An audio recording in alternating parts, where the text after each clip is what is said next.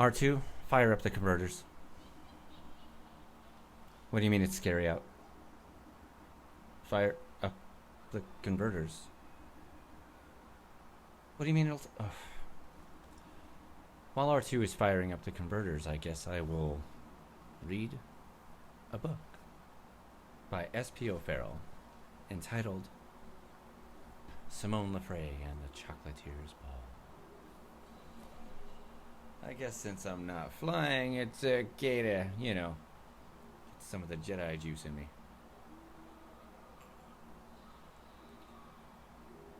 I feel the Force.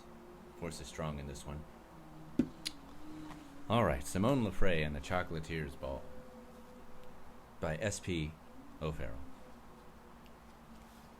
We like to call him Qui-Gon Jinn, but, SPO'Farrell's fine. How does anybody see these things? Like, for real? Okay. The Fraud.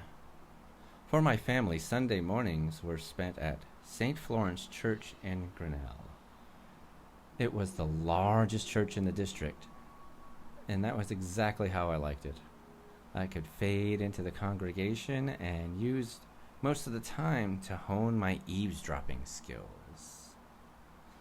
You wouldn't believe what people say in church.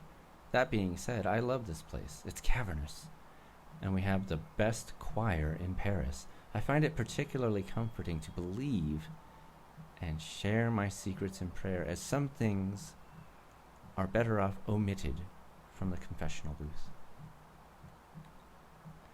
Outside of the store, I spent much of my time avoiding associations and membership, but in the 11th pew on the left, I was every bit a part of this congregation.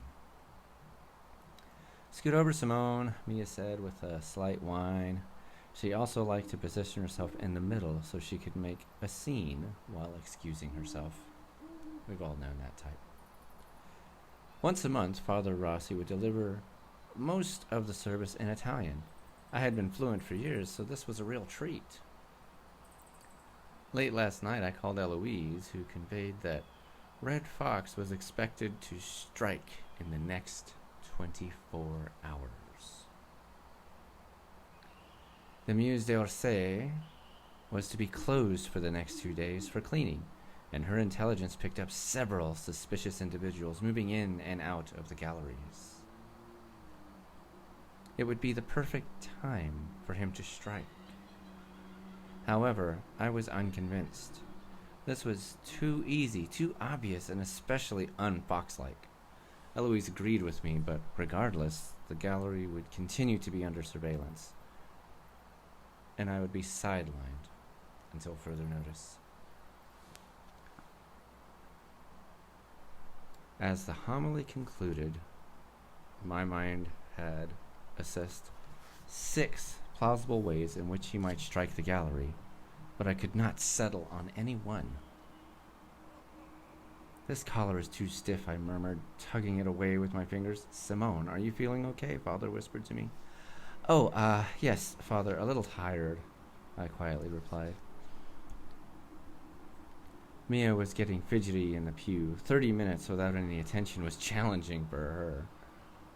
This was the moment when she would excuse herself to go to the restroom, but take 15 minutes to explore or go down to the nursery.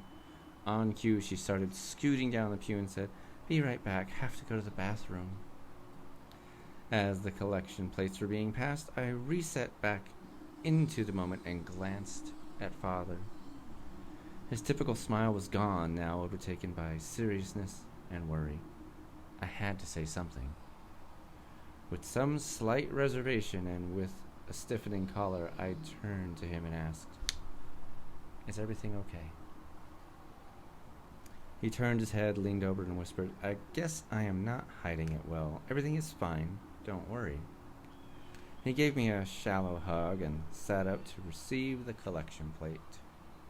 As it passed to me, I placed our offertory in the plate and counted exactly $283.60 in visible money.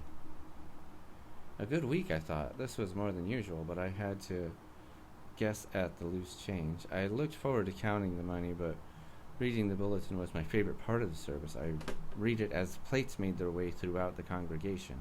It took about 2 minutes if I spent the time to look at the pictures and advertisement.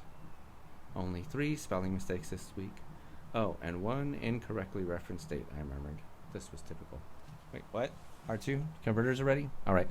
I have to go blow up a Death Star.